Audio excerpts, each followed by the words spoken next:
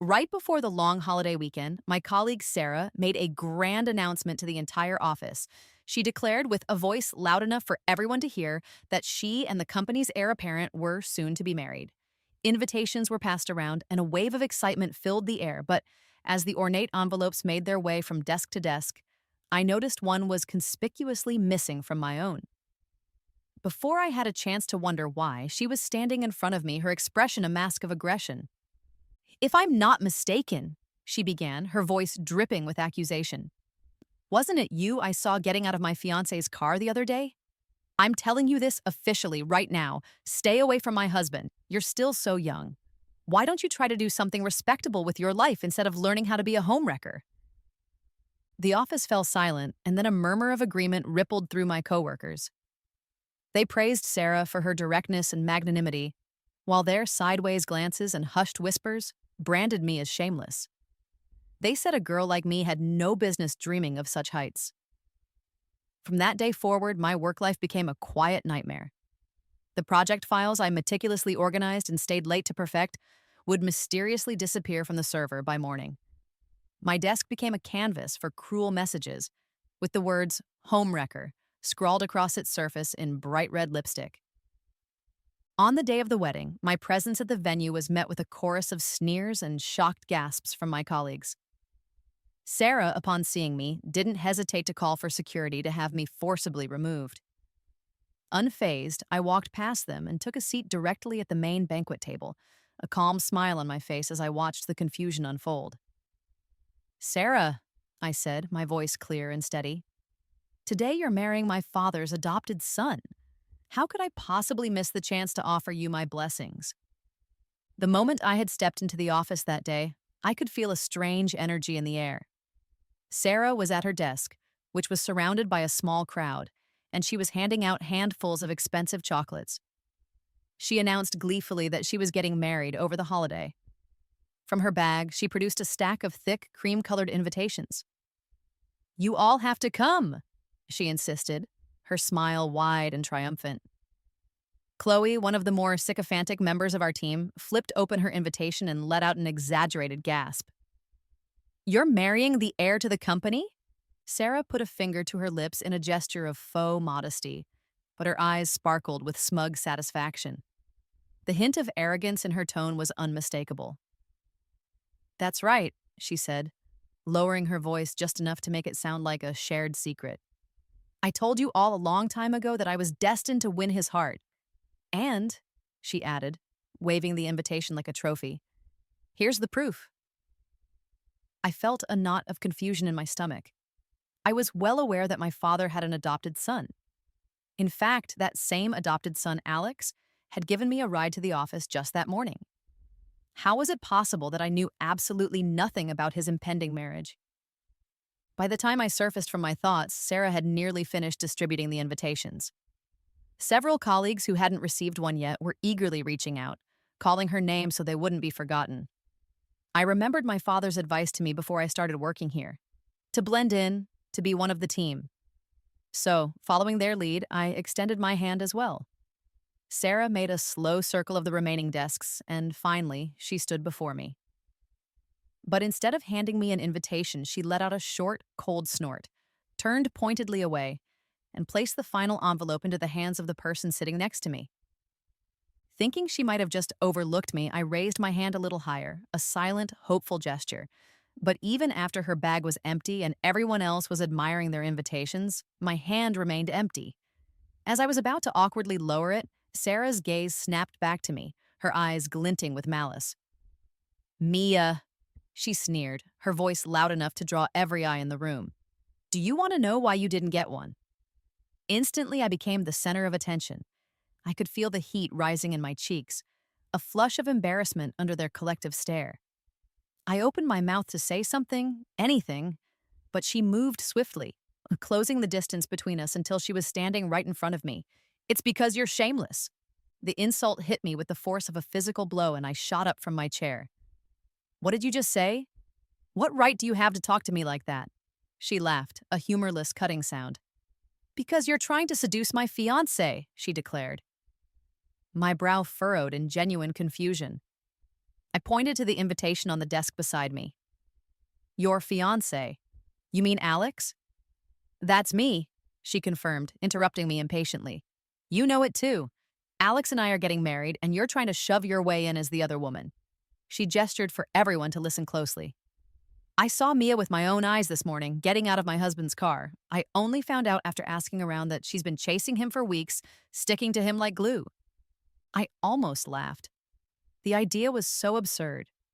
If Alex had really said anything of the sort, my father would have disowned him without a second thought. But Sarah spoke with such conviction, weaving a story with vivid details that left no room for doubt in our colleagues' minds. She finished her tirade by glaring at me, her eyes burning with a righteous fury. I know your type, she spat.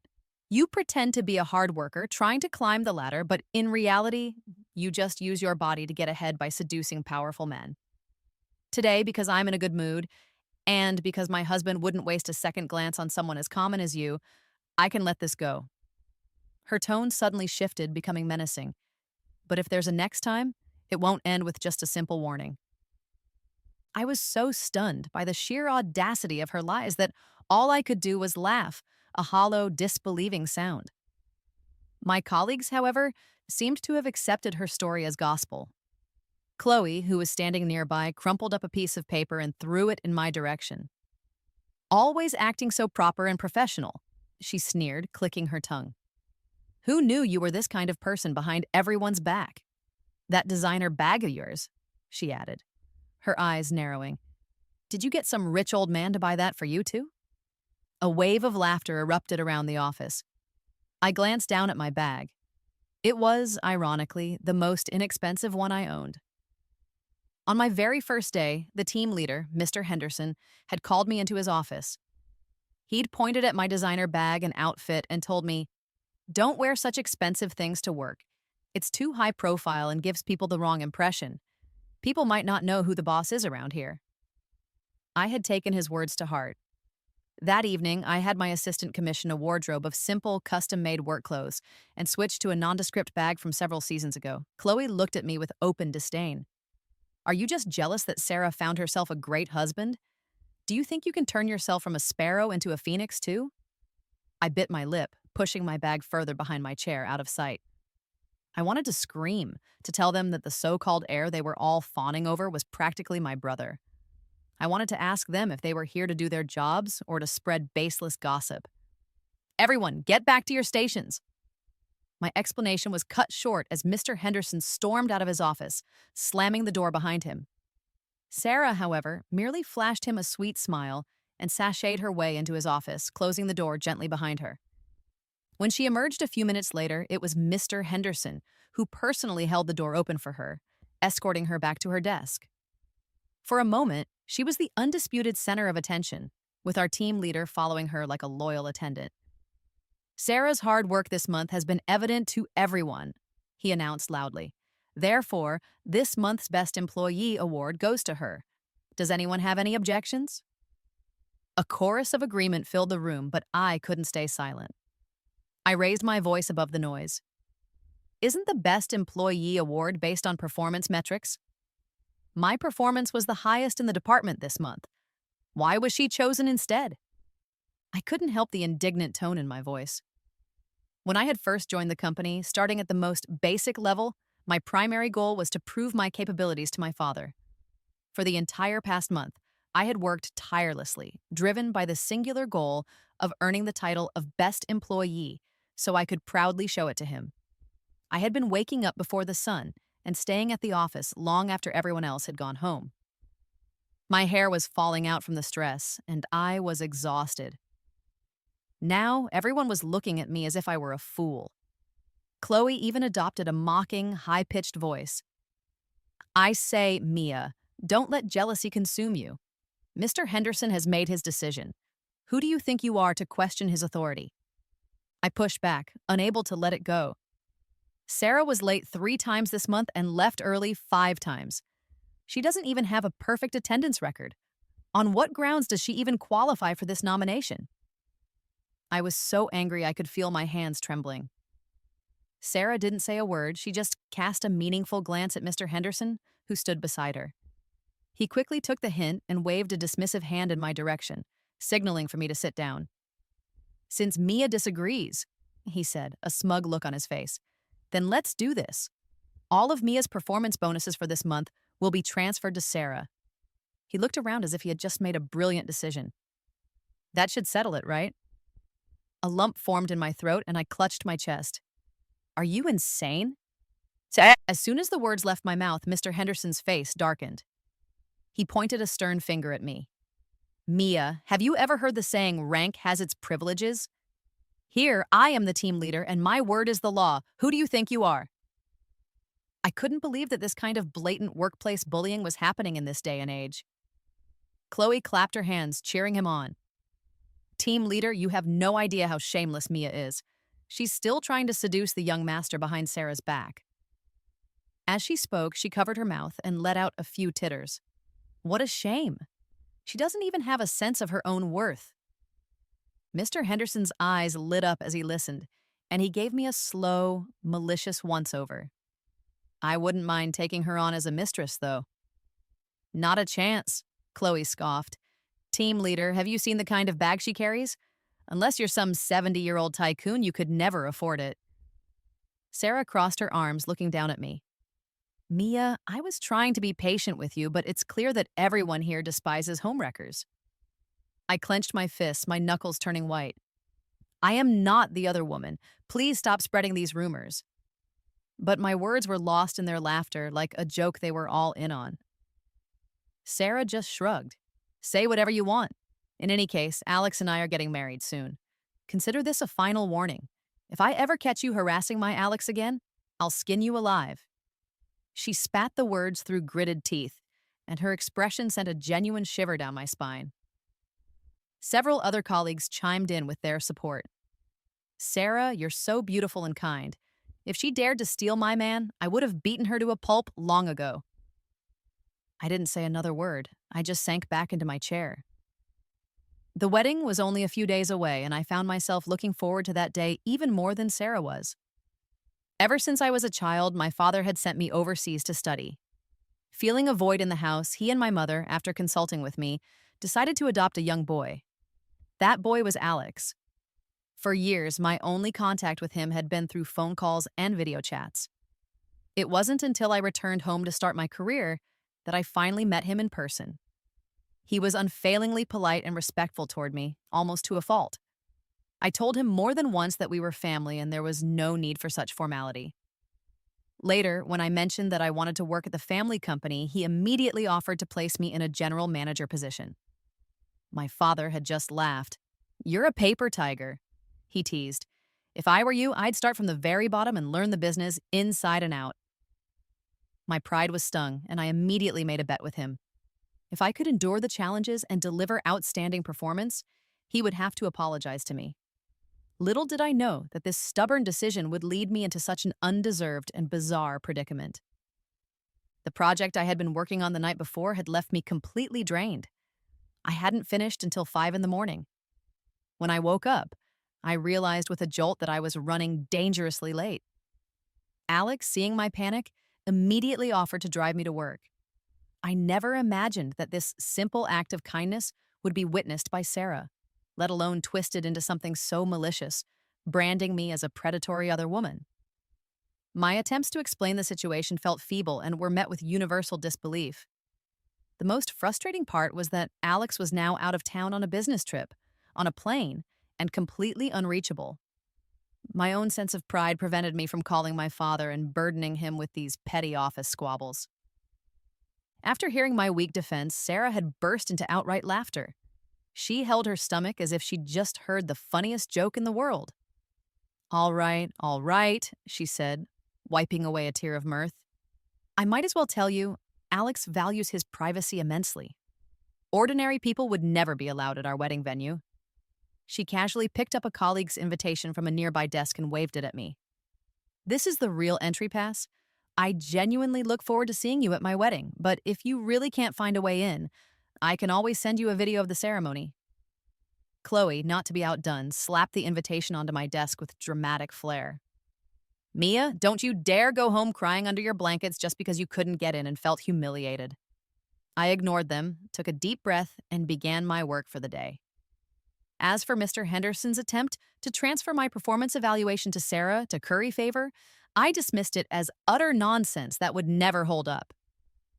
After that incident, I was completely ostracized by my colleagues. My lunchbox would occasionally be filled with trash, or, even worse, someone would spit in it. For my own safety and sanity, I started going downstairs to eat during the designated lunch break.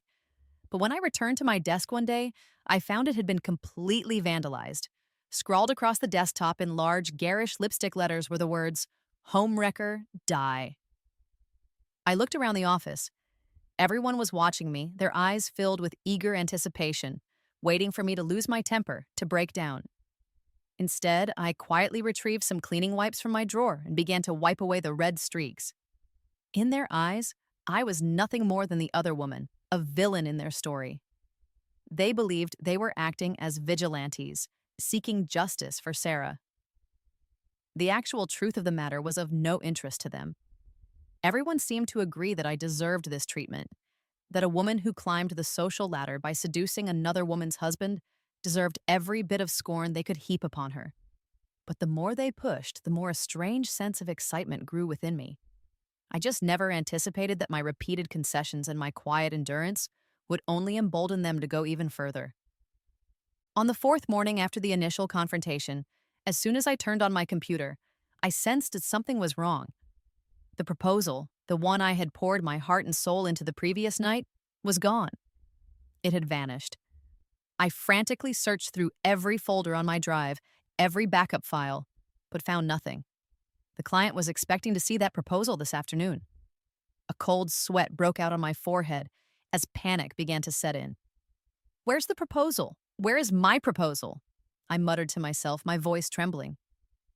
Just as I was about to reach my wits' end, Sarah provided the answer. "Your proposal is right here," she said, her voice laced with disdain as she tossed a folder onto my desk. I snatched it up and flipped through the pages. It was indeed my work, my analysis, my designs, but on the final signature page, her name was written in bold, confident script. My eyes widened in disbelief. "Isn't this my proposal? Why is your name on it?" She acted as if she couldn't hear me, casually taking the folder back from my hands. "You said it yourself," she replied with a smug smile. "My name is written on it. How can you possibly prove this proposal is yours? Do you have any evidence?" In that moment, everything clicked into place. I finally understood what Mr. Henderson had meant when he'd talked about reassigning my performance metrics. I let out a loud, genuine laugh. "All right, then. It's yours if you say it is. Keep it safe. Just don't come to regret it later." My words seemed to amuse her greatly. "Compared to this proposal," she said, tapping the folder, "my wedding is far more important. It's the day after tomorrow." She stuck her tongue out at me playfully. "I hope I'll see you there." I knocked my knuckles on the table, meeting her provocative gaze. "So do I." After work, I went home and took a long bath, trying to wash away the accumulated stress and negativity of the week. It was during the dinner that my mother casually mentioned that Alex was getting married. "Is that so?" I asked, feigning surprise. "Where will the wedding be held?" My mother hesitated for a moment before replying.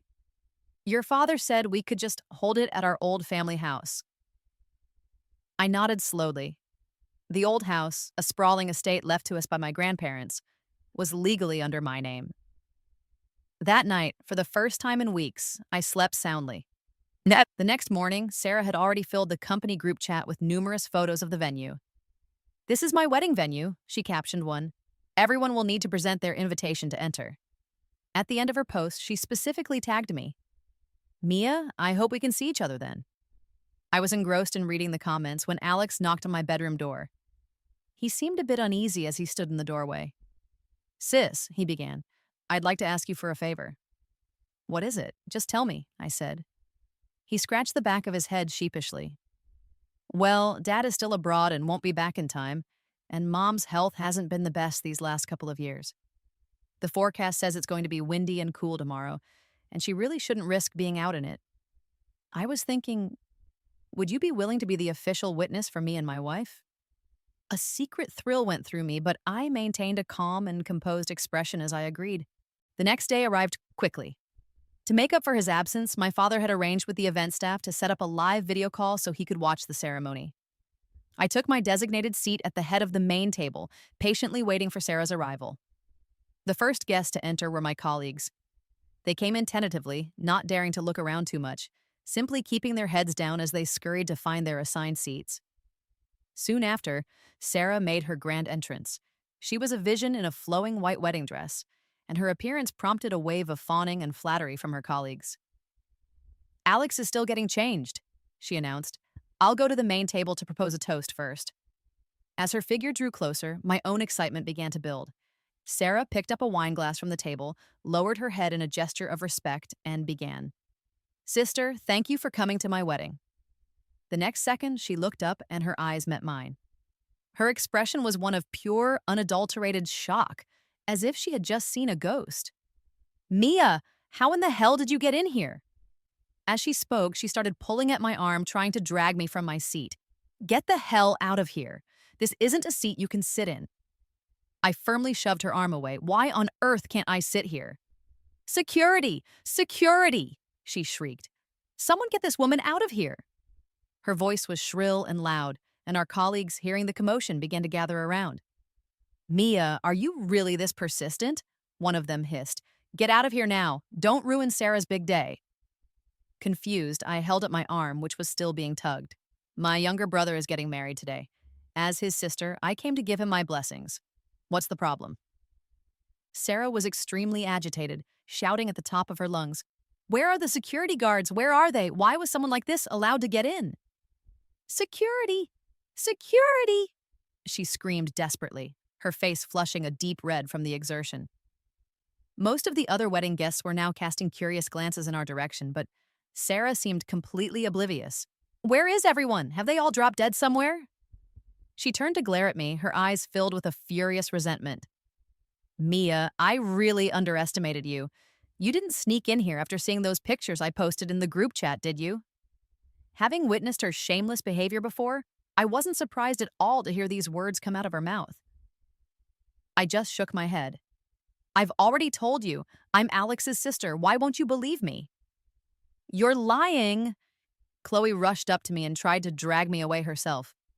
"Have you no shame? Being the other woman is bad enough, but now you're making a scene in front of his actual bride."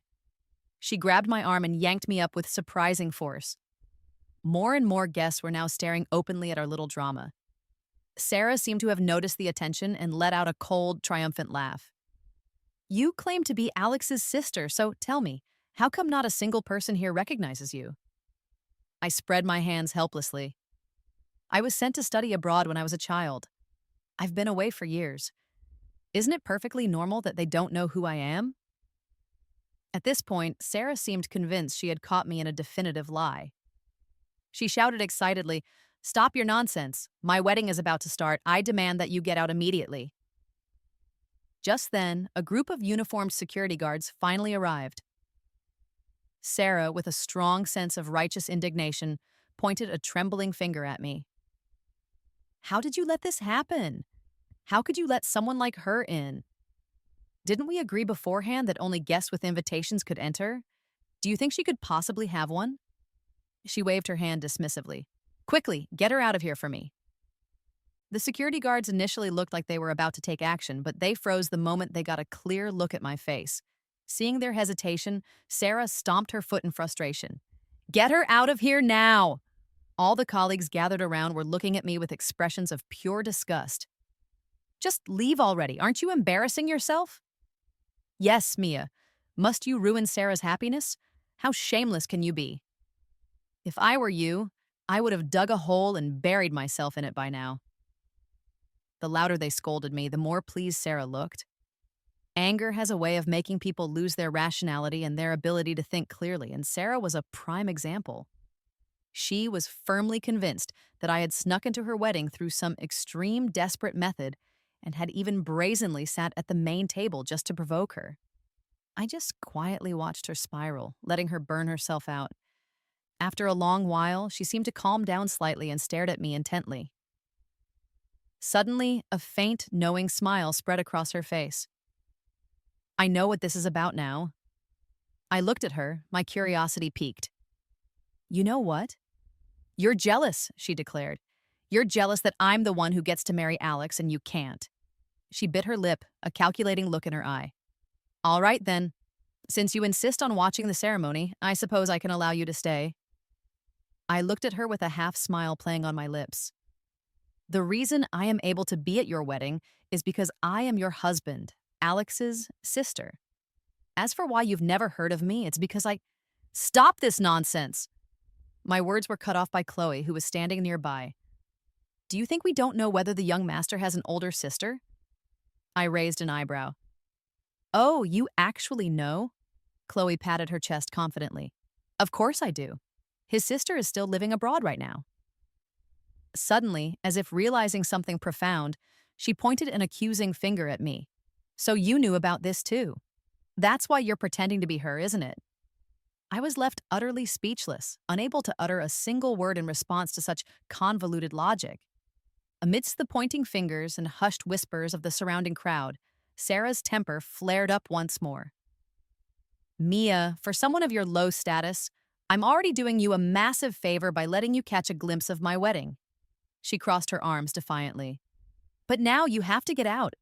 You wouldn't want to be thrown out by my husband himself, would you? As soon as she finished speaking, Alex arrived. He pushed his way through the crowd, a frown creasing his brow as he scanned the chaotic scene. He spoke with a clear note of irritation in his voice. Don't you all have your own seats? What are you crowding around here for? Everyone was immediately frightened into silence, and a hint of embarrassment flickered across Sarah's face. She quickly wrapped her arm around Alex's and pointed at me. Honey, I was just telling the security guards. How could they let a person like this in to ruin our wedding? Alex immediately turned to look, and his face changed dramatically when he saw it was me. Sis, I nodded, then pointed at myself and asked Sarah, are you talking about me? What kind of person am I that I'm not allowed in? As I spoke, I tugged playfully on Alex's arm. Tell me, Alex, am I not allowed to attend your wedding? Alex hurriedly pushed Sarah's arm away. Sis, what are you talking about? Stop teasing me. I gave him an awkward smile. No, it was your wife who told me I had to get out. I was just about to leave. The colleagues who had overheard our conversation now wore increasingly dramatic expressions. Their faces turned a pasty, unpleasant shade like a painter's palette of regret. Sarah herself began to stammer. Alex, is this your sister? Alex looked at her with unconcealed disgust. Who else would she be? I turned my back for 1 minute, and you've already managed to cause this much trouble. Didn't I tell you that my family was sitting at the main table and ask you to go over and propose a toast? Instead, you're over here trying to kick my sister out. At this point, Sarah looked as if she might collapse. Her eyes welled up with anxious tears. I'm sorry. I'm so sorry. I didn't know Mia was your sister. As she spoke, she moved closer to me and took my hand in hers. Mia, no, sister. I was blind before, truly. I failed to recognize your importance. I judged you by your appearance. You shouldn't take what happened to heart. Alex was no fool. He could sense that there was a deeper story behind her frantic words. What do you mean? As he spoke, he looked at me with a pleading expression. Sis, what's really going on here? I waved my hand magnanimously. Oh, it's nothing serious, really. It's just that your new wife, Sarah, has been leading the rest of the office in isolating me. She's been telling everyone that I'm your mistress. Lately, I've had to ask our housekeeper to prepare my meals in advance and deliver them to the office, and that's only because my lunchbox was being deliberately sabotaged. The more I spoke, the darker Alex's expression became. Sarah, on the other hand, kept her head bowed low, not daring to look at me, her body trembling uncontrollably. Actually, it's all just a small issue. Sarah wanted my performance metrics for the month, so I gave them to her. And today the proposal for the collaboration with the Yitting Company was also taken by Sarah. I curled my lips into a smile. Alex, you've married quite a woman. She's ambitious, but she only wants to climb the ladder by riding on the coattails of others' efforts. I don't like it. As soon as the words left my mouth, Sarah crumpled to the floor. Alex's chest heaved with suppressed fury, his face a mask of anger. Many of the colleagues around us, quick to adapt to the changing situation, hurried over. Chloe led the group, promptly apologizing to me. I'm so sorry, Mia. I was completely wrong about what happened before, but I was also misled by her. Yes, I apologize to you as well. Another chimed in. I let out a cold laugh. Alex, really, it's nothing serious. It's all my fault. That day, I took your car to work and everyone misunderstood and thought I was your mistress. Hearing this, Alex could no longer hold back his anger. He grabbed Sarah and dragged her to her feet in front of me. Are you out of your mind? Sarah didn't dare to speak, only offering repeated, whispered apologies. As luck would have it, Mr. Henderson, our team leader, arrived at that exact moment. He was still holding a large bouquet of lilies in his hand. With an outsider present, Alex naturally toned down his anger a bit. He released Sarah's arm and asked, "What are you doing here?" Mr. Henderson looked at him with a fawning, ingratiating smile and hurriedly began to explain. This is the bouquet I prepared for you. As Sarah requested, she wanted fresh lilies. Before he could finish his sentence, my brother waved him away, covering my nose with his hand. I couldn't help but step back. Take it away quickly, I'm allergic to those flowers. Not many people knew about my severe pollen allergy, but Alex did. That was why there wasn't a single real flower at his wedding. Everything had been replaced with high-quality artificial ones. Mr. Henderson was about to put the flowers away, but his expression immediately changed when he saw it was me who had spoken. He walked over with a somewhat arrogant demeanor. You, Mia, what are you doing here? You are absolutely shameless. To ruin Sarah's wedding, you'd really stop at nothing. Just as his hand was about to touch my shoulder, Alex reached out and blocked him. What are you trying to do? The team leader beamed with a sycophantic smile. It's like this, young master. This woman has terrible morals. She's a mistress being kept by someone. The surrounding colleagues kept trying to signal him to shut up, and even Sarah couldn't help but cough several times, but Mr. Henderson acted as if he hadn't seen any of it, becoming even more enthusiastic in his slander. You have no idea. On her first day here, that woman was decked out in designer brands from head to toe. At her age, what else could she be besides someone's kept woman?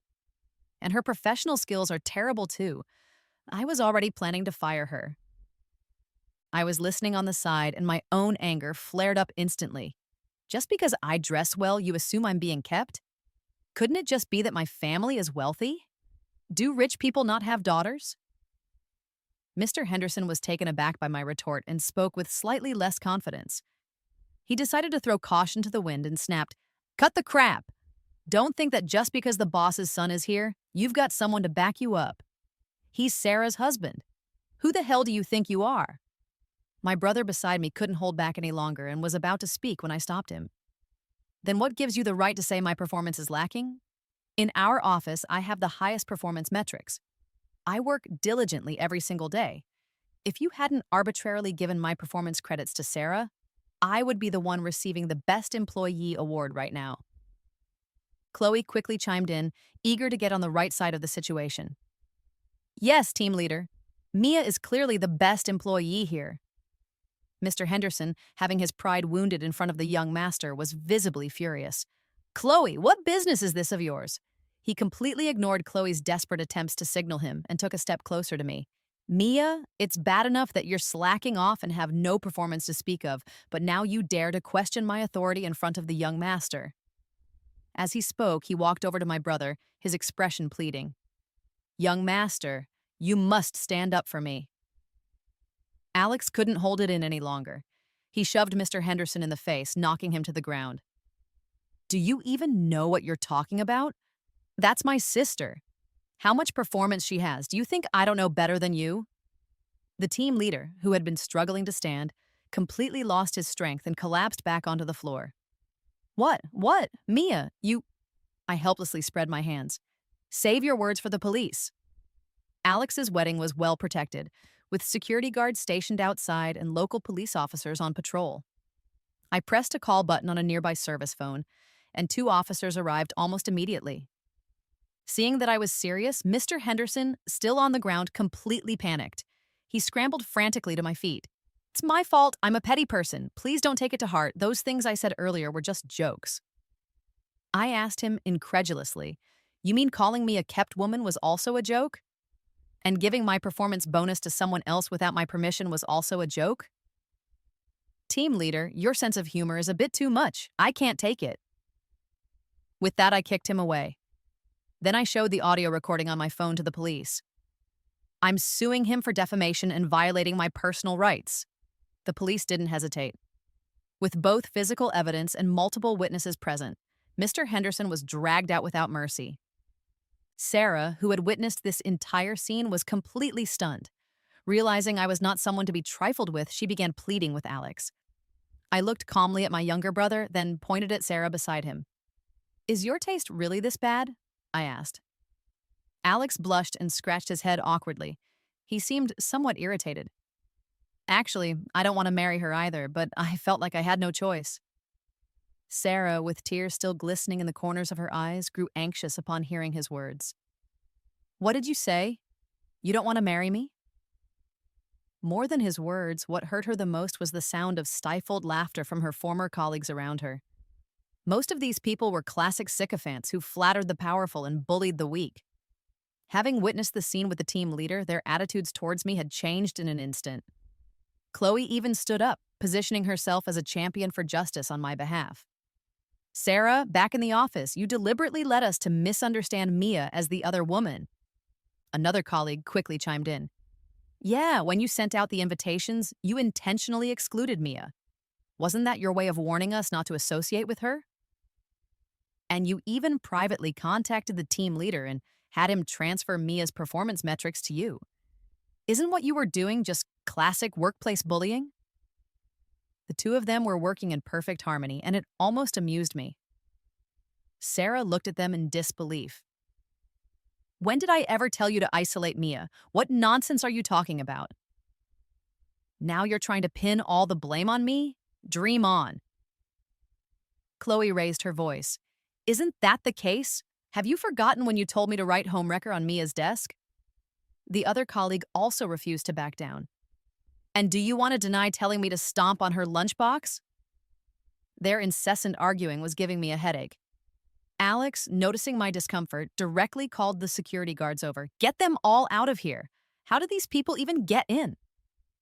Once they were gone, Sarah seemed like a deflated balloon. She looked pitifully at my brother. "Alex, don't listen to their nonsense. Sis, I really didn't ask them to do those things." I just shook my head. Whether it's true or not, the answer doesn't really matter anymore. I don't want to pursue it right now. Alex impatiently pushed her hand away and then took the ring off her finger. "I'm calling off the wedding.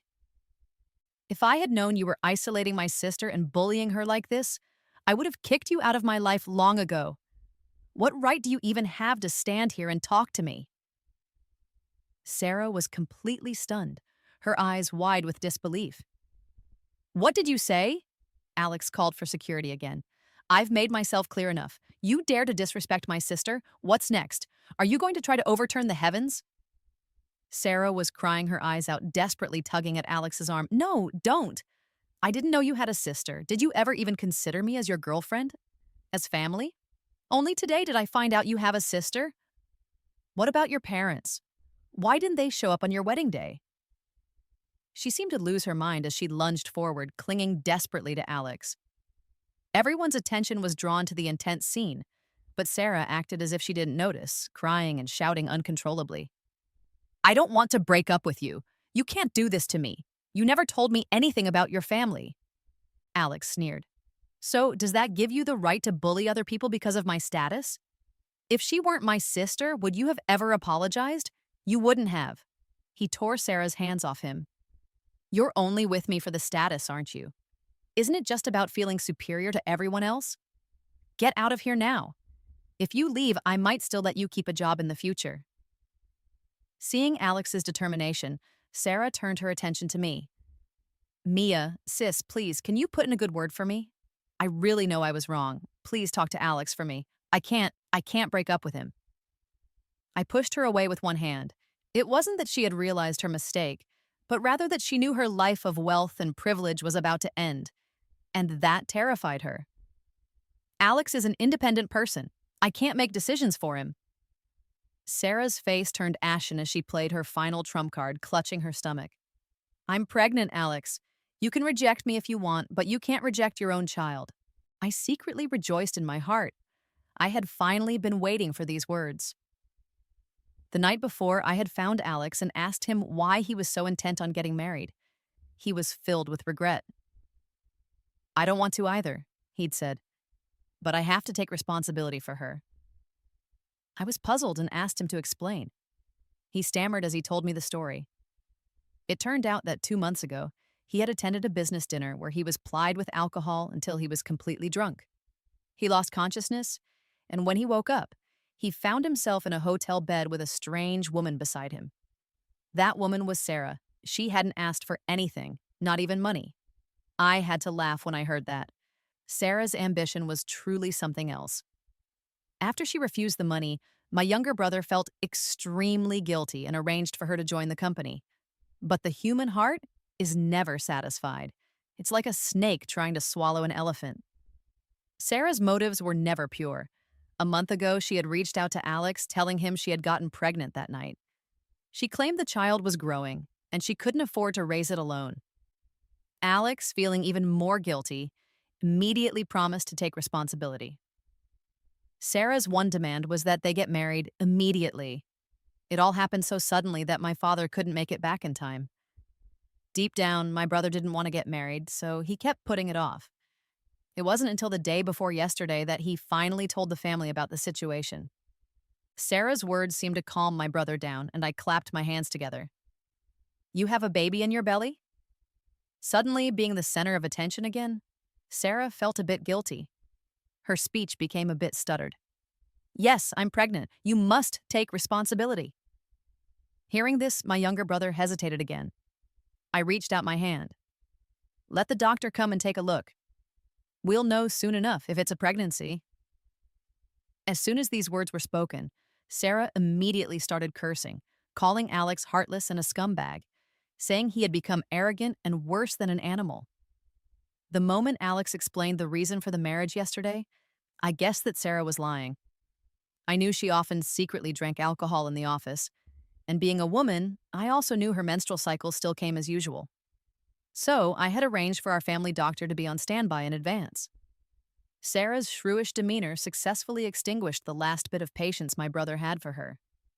The doctor came, took her pulse, and in the end simply shook his head. There are no signs of pregnancy. In an instant, my brother's face turned red with rage. Sarah was panting heavily, her face ashen. In the end, she was dragged out by security. After this incident, I returned to the company. Everyone in my former office was fired, and a batch of new faces arrived. I also finally received the Best Employee award that rightfully belonged to me. On the day my dad returned, both my younger brother and I chose to keep this messy affair hidden from him. I handed him the award and said, So, Dad, are you satisfied with my abilities now? Satisfied? Of course I'm satisfied. You're truly my daughter. I had earned my way to a manager position through my own abilities. My brother also shared the latest news about Sarah with me. Apparently, she had used the same method to get into the bed of a director Jang.